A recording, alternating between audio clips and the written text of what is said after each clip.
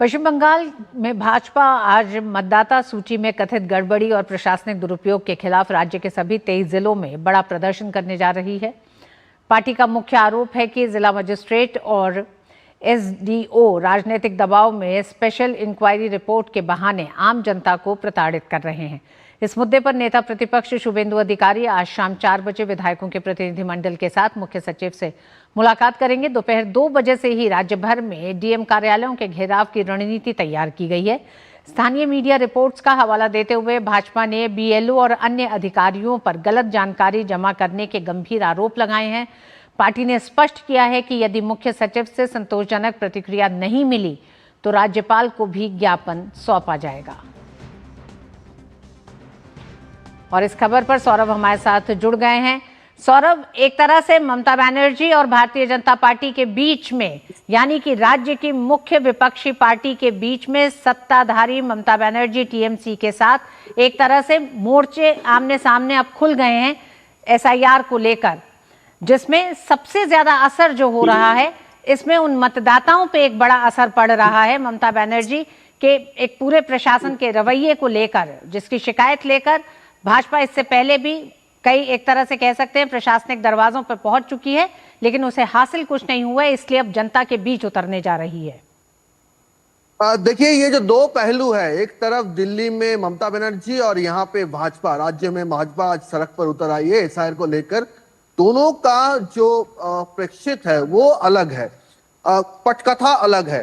तो मुख्यमंत्री ममता बनर्जी वो शुरू से लगातार एसआईआर के विरोध में है और आज जाके जब वो राज्य में जिले जिले में प्रोटेस्ट किए हैं, शहर में रैली निकाली है, लेकिन अब वो सीधा प्रोटेस्ट का जो मुद्दा है उनका जो एजेंडा है वो दिल्ली में लेकर गई है चुनाव आयोग के सामने। और आज अब जो आप तस्वीर देख रहे थे कि वहां पे अपने साथ जो टीएमसी का दावा था कि एसआईआर के चलते बहुत सारे लोगों का मौत हुआ है, ऐसे कुछ मृतक के परिवार को भी वो अपने साथ लेकर गए। लेकिन सवाल ये उठता है कि एक भी मृतक, जो तृणमूल कह रही है कि 140 की मौत हुई है, लेकिन एक भी मृतक का रिपोर्ट जिला शासक से नहीं आया।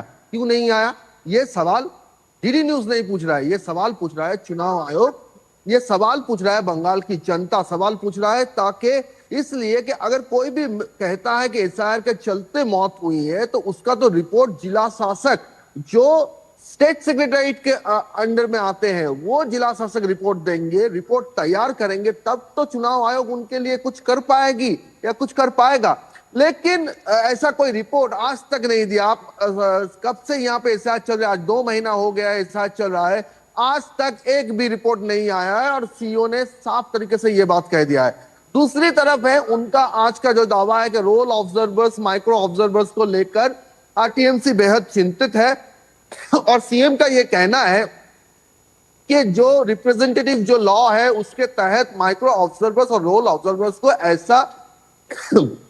ऐसे चुनाव आयोग काम पे नहीं लगा सकते। लेकिन सवाल ये उठ रहा है कि माइक्रो ऑब्जर्वर्स की जरूरत क्यों पड़ी? माइक्रो ऑब्जर्वर्स जो 8000 से ज्यादा माइक्रो ऑब्जर्वर्स यहाँ पे तैनात हुए हैं, उससे पहले चुनाव आयोग की तरफ से डेटा एंट्री ऑपरेटर मांगा गया था राज्य प्रशासन से, लेकिन राज्य प्रशासन ने उस डेटा एंट्री ऑपरेटर के फाइल का अप्रूव नहीं किया और उनका कहना था जो नॉन परमानेंट जो स्टाफ है, जो नॉन परमानेंट जो लोग हैं, जो अस्थायी कर्मचारी हैं, उनको डेटा एंट्री ऑपरेटर में काम में लगा जाए। लेकिन चुनाव आयोग का कहना है कि जो नॉन परमानेंट स्टाफ है उनका कोई लोकल स्टैंड ही नहीं है, उनका निष्पक्षता कैसे जांच करे? कल अगर वो कुछ गलत करते हैं और उनके खिलाफ कुछ कार्रवाई करना पड़े तो वो तो नॉन परमानेंट स्टाफ है, तो उनके रिस्पॉन्सिबिलिटी नहीं आएगी, वो उतना रिस्पॉन्सिबल नहीं होगा। तो चुनाव आयोग को कतई ये मंजूर नहीं था, तो इसके चलते उन्होंने माइक्रो ऑब्जर्वर्स नियुक्त किए। और क्या क्या स्थिति क्या क्या हुआ? रोल ऑब्जर्वर्स जा रहे हैं हियरिंग सेंटर में, उनको घेरा कर तृणमूल के जो महिला वर्कर्स है वो घेर लेते हैं, उनके गाड़ी पर हमला होता है, सीओ के गाड़ी पर ऊपर हमला होता है। ऐसा स्थिति होने पर तब जाके चुनाव आयोग ने यहाँ पे हर डिस्ट्रिक्ट के तहत एक करके ऑब्जर्वर दिया। खुद सुनवाई सेंटर में वहां पे तोड़फोड़ हुआ, फरक्का में हुआ, चाकुलिया में हुआ। उसके बाद चलते संदेशखाली की घटना सामने आई। संदेशखाली के घटना में जहां पे साफ तरीके से एक लिस्ट फैल जाता है, 5274 लोगों का एक लिस्ट, और उसमें कहा जाता है कि नॉट इंडियन सिटीजन। चुनाव आयोग हैरान हो जाता है। चुनाव आयोग कहता है कि ये कैसे हो सकता है, क्योंकि हम एसआईआर कभी भी नागरिकता जांचाई करने की काम नहीं है। एसआईआर का काम ये नहीं है, एसआईआर का ये लक्ष्य नहीं है। एसआईआर का लक्ष्य है कोई भी अवैध वोटर तालिका में ना रहे। उन्होंने ऐसा कोई सूची जारी नहीं किया, तो फिर ये नॉट इंडियन सिटीजन वाला जो लिस्ट है, वो लिस्ट संदेश खाली जैसे सेंसिटिव एरिया में, सेंसिटिव कॉन्स्टिट्यूएंसी में कैसे फैल गया, ये सवाल उठ रहा है। ये सवाल इसलिए उठ रहा है क्योंकि अगर कल जाके कोई फरक्का जैसा इंसिडेंट हो, कोई लॉ एंड ऑर्डर सिचुएशन हो स्टेट में, तो कौन रिस्पॉन्सिबल होगा? चुनाव आयोग के नाम से ये जो लिस्ट फैल गया था, ये लिस्ट कौन किया?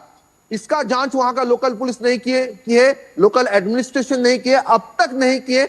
एईआरओ जो बीएलओ है, बीएलओ क्या कहते हैं? बीएलओ कहते हैं कि एईआरओ ने कहा कि एक एजेंसी ने ये कंप्लेन किया है, इसके चलते ये लिस्ट तैयार हो गया। नहीं तो जी आप मानिए, एक लिस्ट में इलेक्शन कमीशन का कोई लेवल नहीं है, कोई लेटर पैड नहीं है, किसी का कोई थप्पा नहीं है, कोई सरकारी थप्पा नहीं है, फिर भी एक लिस्ट कैसे एक एईआरओ एक बीएलओ को देते हैं? ऐसे 3 पंचायत के जो बीएलओ हैं उनको देते हैं, और वो लिस्ट वहां के जो वोटर्स है उनके मोबाइल में चला जाता है।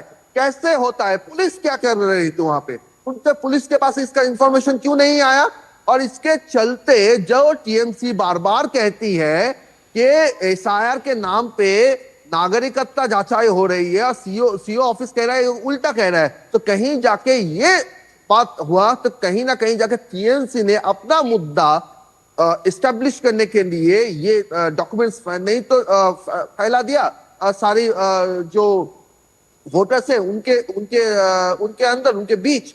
तो ये सारी बातें हैं, और इस सारी बातों को लेकर आज तक और ऋतु जी, और भी एक बात है, चाहे वो बशीरहाट का एईआरओ का ऊपर सस्पेंशन का ऑर्डर हो चुनाव आयोग का, चाहे वो 2 असेंबली कॉन्स्टिट्यूएंसी बारुईपुर पूर्व और मैना में जो 5 आधिकारिक वोटर लिस्ट से गड़बड़ी किए थे उनके आरोप हो, चाहे कोई आधिकारिक जो है, जो ऑब्जर्वर्स के लिए चुनाव आयोग ने मांग किया था वो लिस्ट ना देना हो, इन सारे बातों में एक से ज्यादा एक कितने गिनवाएंगे आप 1 2 3 4 5 कर रहे हैं, आपकी उंगलियों की गिनती खत्म हो जाएगी। लेकिन ऐसे बहुत सारे इंस्टेंसेस है जिस इंस्टेंसेस में ये साफ तरीके से चुनाव आयोग का कहना है कि स्टेट गवर्नमेंट नॉन कोऑपरेटिव है एसआईआर को लेकर। बिल्कुल, चुनाव आयोग लगातार ममता बनर्जी प्रशासन को लेकर सवाल खड़े कर रही है कि उनका सहयोग नहीं मिल रहा है।